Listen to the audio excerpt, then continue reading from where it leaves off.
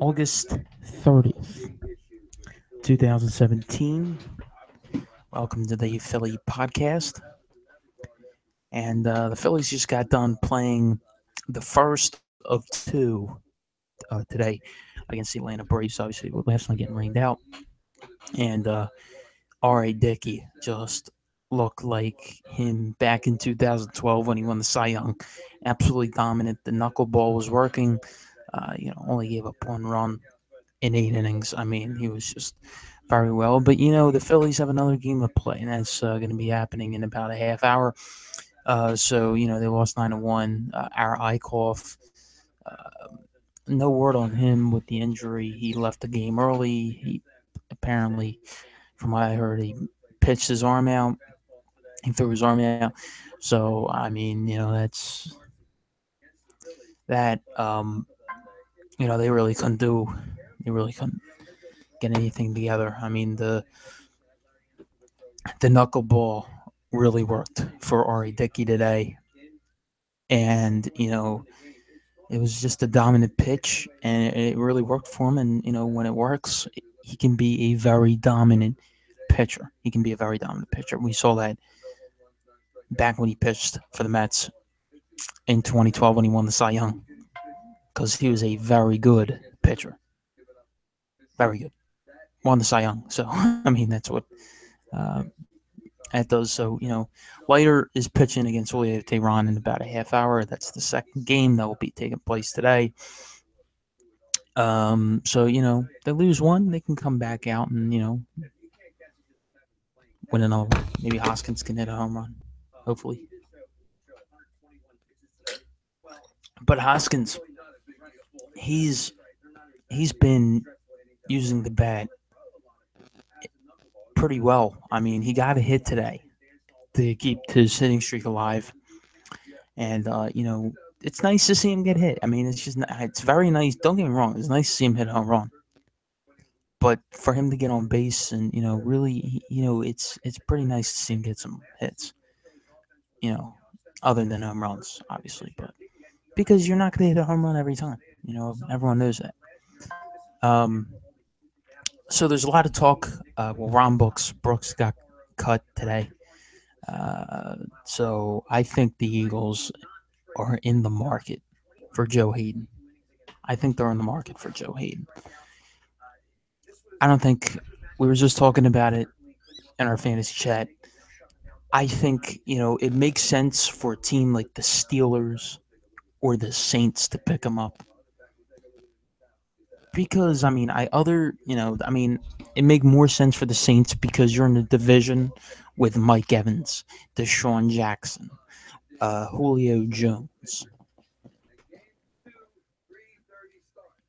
That's, it would make a lot more sense if the Saints picked them up. But I don't think Howie would pass up on it, on an opportunity. I think Howie's gonna, really try and make something happen.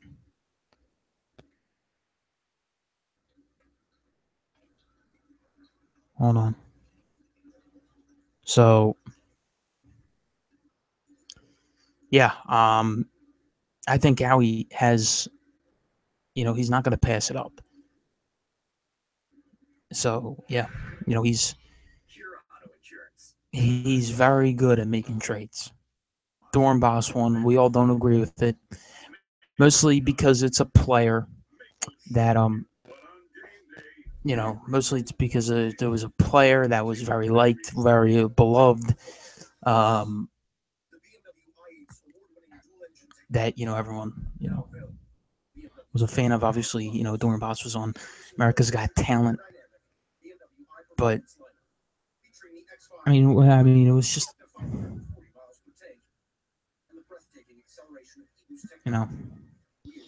By the way, I got a notification from CBS Sports that the coach, the beloved coach for Villanova, Rolly Massimino, he is not doing well. He's in hospice care in Florida. He won the 1985 championship at Nova. So I just got a report that he is on hospice. He's 82 years old. That's sad. I mean, he coached 355 games, 19.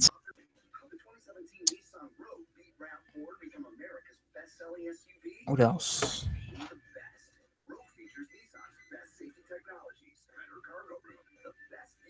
Yeah, a couple of years ago when they were in the, Nats last year when they were in the championship, he was showing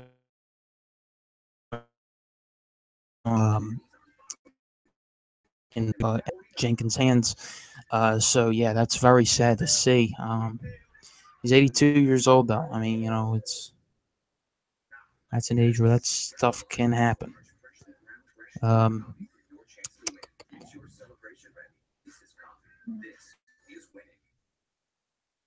John Calipari threw out a tweet. Rolly Massimino, whose team pulled off one of the greatest upsets in the 1985.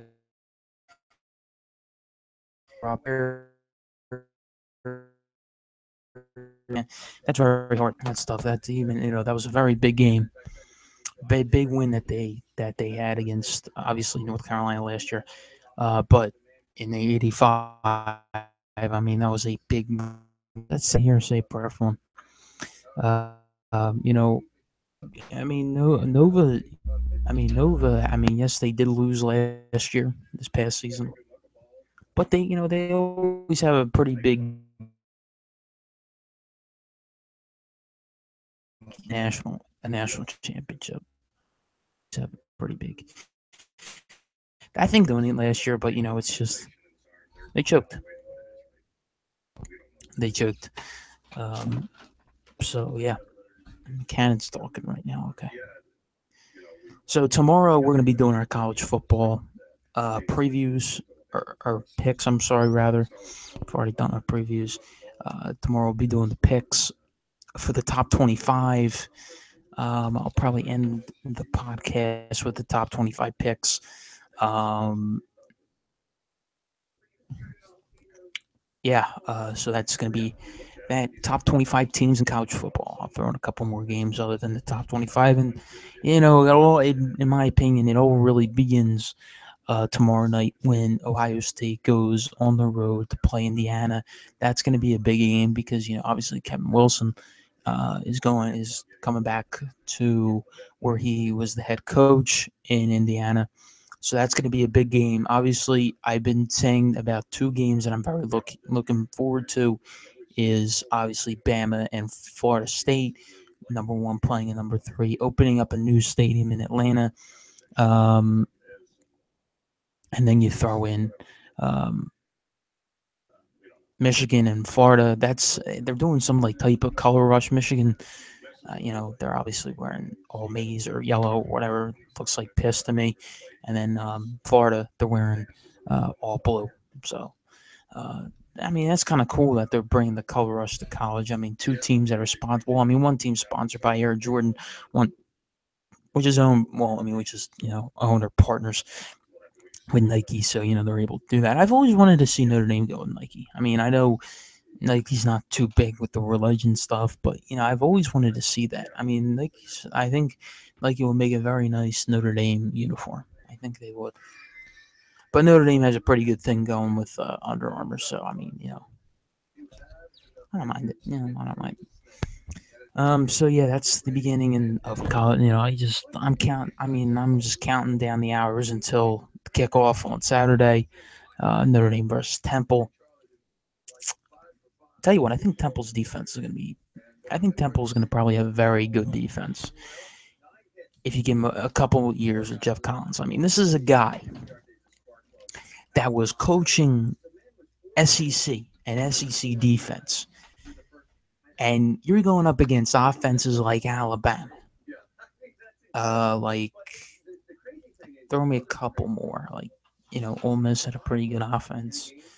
But the fact that you're playing Alabama every year, or like some of these other teams in the SEC, you might have a pretty good. I mean, I don't really. I think he had a pretty good defense at Florida. I don't really know the exact numbers, but I think that, and then plus you throw in Phil Snow, who's a very good coordinator, and what they've been able to do in the last couple of years, which really made Temple a pretty good football team. Obviously, winning back to back or going to back to back American Athletic Conference championships, winning one, 2 very good seasons. I think they are going to have a very great defense come the next couple of years. I think their defense is just going to get better and better and better. I was watching some of the old Temple stuff, like some of the old game highlights and stuff, like some of the old, some of the I don't know, and then I just stumble across some old Matt Rhule interviews, and he's like, in every single one of them, it's like he wants to stay in Philly. He wants to stay as a Temple. He wants to always be a Temple Owl. Turned out. Look how that turned out. He turns down. He says Philly was the best city in the world. And there was no other place to coach. It just cracks me up because the Baylor waved $4 million in his face here, you wave food to a dog or a bait, to a dog, or you wave a bone to a dog.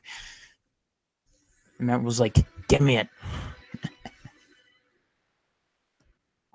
I mean, that's just, that's just a shitty move because I wanted to see good. I mean, I'm not a Temple fan, but I wanted to see good college football in Philly. I've wanted because obviously that can attract Notre Dame, that can attract some big name schools. You could see some pretty good games, but I want to see good college football here. I mean, there's no good college football other than obviously the last couple of years with Temple, but Temple looks to be a rebuilding team this year, in my opinion. I think they're a rebuilding team.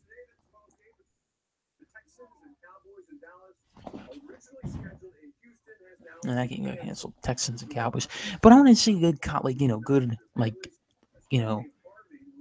wanted to, this would have been a pure football town if we had a good college team and a good pro team, which I think we're gonna have a pretty good pro team.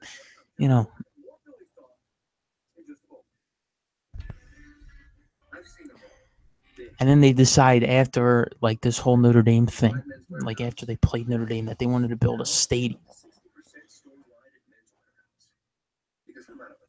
Hey, I forgot about that. They wanted to build a stadium on campus, and that would have been so stupid. They can't even fill the link. They can't even fill the Liacouras Center.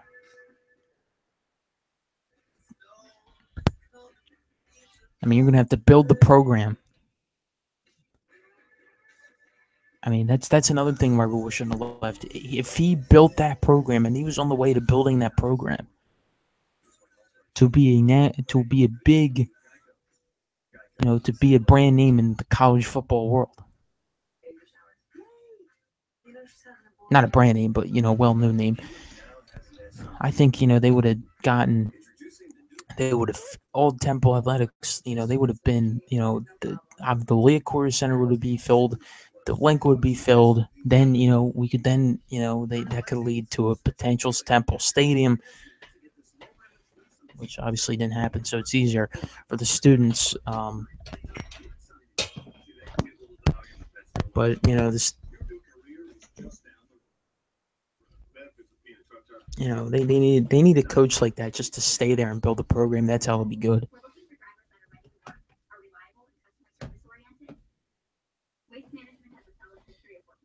So, but I think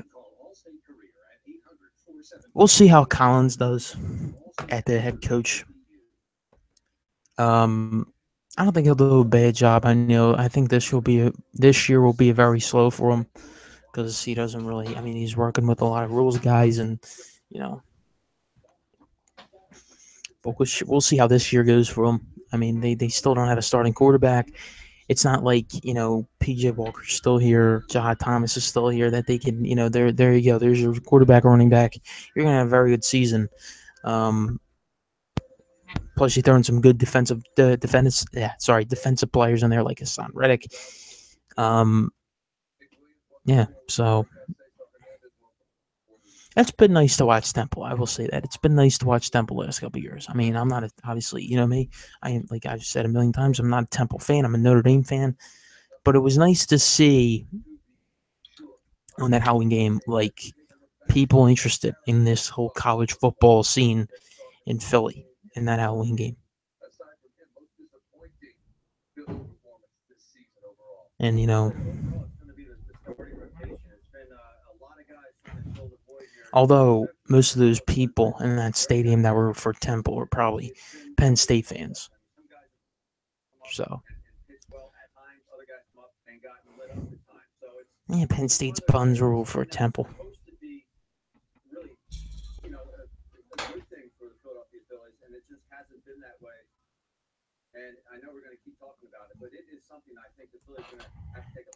So that's on 3:30. Notre Dame versus Temple is 3:30 Saturday. NBC, obviously, the official network of Notre Dame football. And yeah, I'm not a big fan. I'm probably the first Notre Dame fan to tell you.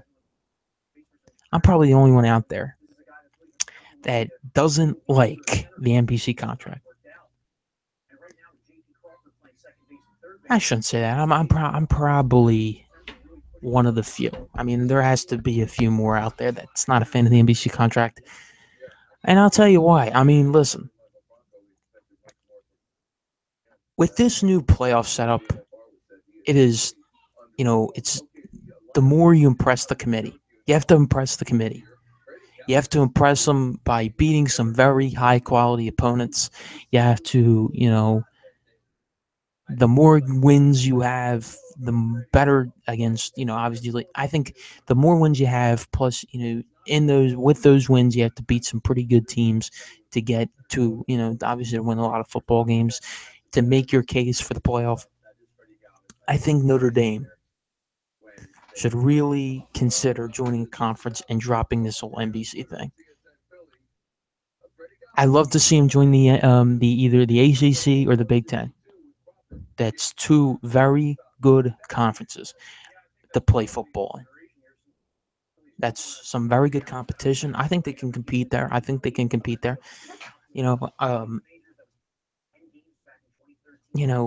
Instead of playing like Miami, Ohio, instead of playing what's another team that they play?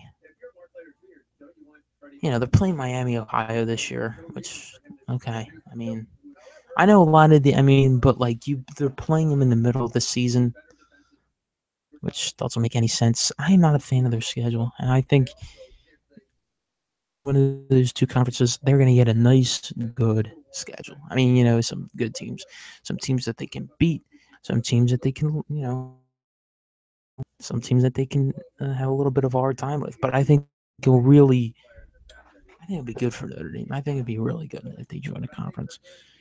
Because, especially in the ACC, I mean, you got some very good teams like Clemson.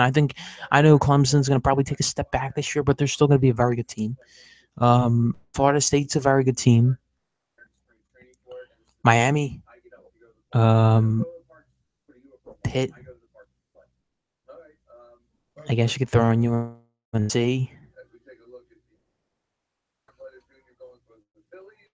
I mean, it will be very good to see Notre Dame in a conference. I would really like it to see them play in the Big Ten, though. I would, because you get to play some pretty nice. You get to play more rivals. You get to play Michigan. You get to play Penn State. You get to play Ohio State. I mean, they'll probably get wrecked, but I mean, that will be a cool conference. Notre Dame, Michigan State, Ohio State, Penn State, Indiana, Purdue. Get to play your interstate rivals. Get to play Indiana and Purdue. That would be cool. That would be cool to see them play Indiana and Purdue. I mean, you might have to drop maybe UNC, USC, Stanford. That's the thing, though. I mean, they'll have to probably, they're gonna have to make, because you're gonna have to fit in the conference games, plus the fact that they have to play USC and Stanford and what happened. Something happened here, but the fact that they're gonna have to play like USC and Stanford and so every so often. So I mean, like that's kind of that's plus their conference games. So, they're going to be playing. I mean, they're going to have to maybe play USC every other year, Stanford every other year. They're obviously because of that agreement that I said, the Navy, like I think maybe a couple weeks ago. Um, yeah. So yeah, what happened? What happened to my sound? Something happened to my sound. Hold on a second. Something happened to my sound. Anyway, I mean, that would be a big. That would be big if they join the conference because they're going to have to. They're going to really have to join the conference one of these years. I'm telling you, they're going to have to with this new playoff, with this new setup. I mean, they're going to have to play in the new conference. They're going to have to play in the conference. One of these years, they're just going to have to because the more teams you play, the more wins you have, the better competition is. It'd be very good for their case to make the playoff. But they have this whole thing with NBC that they've been doing for years, and I don't think but there is a chance that they probably won't give that up. There is a chance that they probably won't give that up. Problem. It's their problem. It's their problem.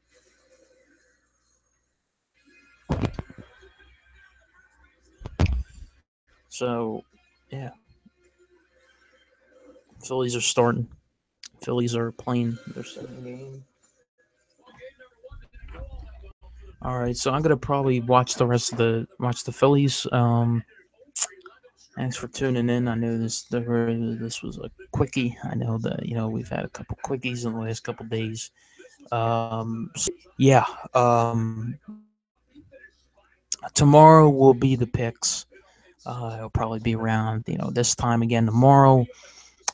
Friday, we'll recap the Eagles Jets. We'll recap Ohio State, Indiana. And then we'll move on. Obviously, starting Monday, we will be going from 4 o'clock, and that will be, throughout the, obviously, that will be the time for the podcast from now on. Till maybe March. So that'll be that. So every day at 4 o'clock, starting on Monday, we will be doing the podcast, and then tomorrow's like I said again. Tomorrow's the picks. You might want to listen to that for my top 25 of college football, and then debuting next Saturday night is the NFL Sunday Eve. I guess you'll call it. It'll be very after all the college football games have ended. Not the West Coast ones, but like the 8 o'clock game on ABC, like the Fox late. Like all the when the 8 o'clock games are over, we'll be talking, recapping the day of college football, moving in to the Sunday, to the very first, which will be the very first Sunday of the football season. We'll be talking after the college games have ended. So that'll be that. Thanks for tuning in, and yeah, I'll see you guys tomorrow.